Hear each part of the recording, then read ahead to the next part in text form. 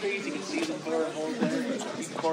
What's kind of funny too is like some of these palm trees, they'll put the acorns in there. And I've been standing under a palm tree and got hit with an acorn from an oak tree. Like, this is kind of confusing here.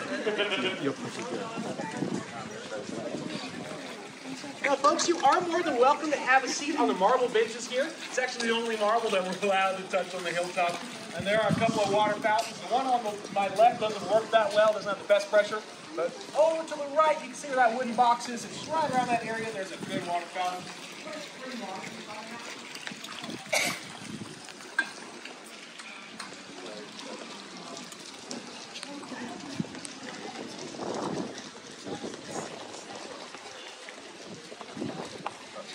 Alrighty, folks, right now we're standing in front of the Casa Grande.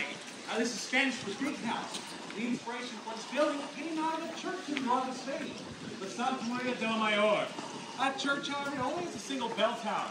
But both our architect, William Randolph Hearst, are fans of symmetry. One of the reasons we have two.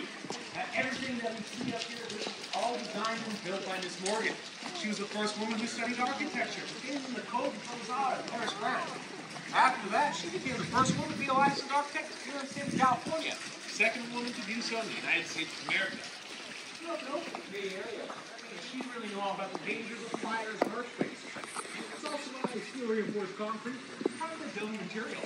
And what they would do is pour the concrete into wooden forms. They made these from California redwood back then. They would pour it layer by layer, after which this limestone facade, it's added onto it. It gives it this sort of cast-like for a church all again. A 20-year collaboration between those two, it was never completed.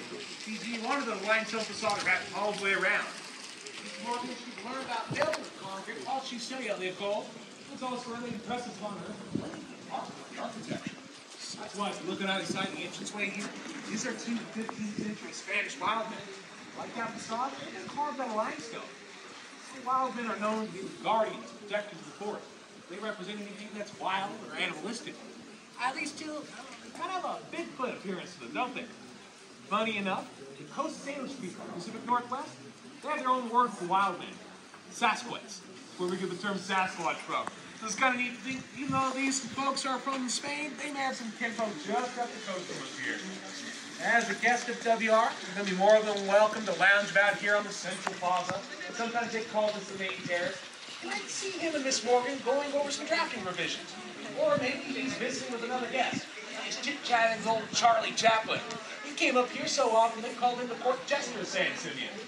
If you are up here though, the heyday, you're going to be welcome to walk right into those wrought iron grill doors. That's real gold gilding that's been applied to them. And right on the other side of those doors, there's a set of Roman mosaics, about 1,500 years old. So in an effort to help preserve them, we're going to seek our way into a side entrance around the corner. Do you folks have any questions before we head indoors? No, the state put in the black wrought iron handrails we have. This would have just been all open there, a little bit more precarious. Maybe one of the reasons that WR serves some pretty weak cocktails to his guests up here too. Never get a chance to go on the upstairs suites tour. Well, they put in all the rails there, the state did, as well as these kind of non-slips on the marble. So it can be pretty precarious and scary up here, I suppose, at times. Any other questions, folks?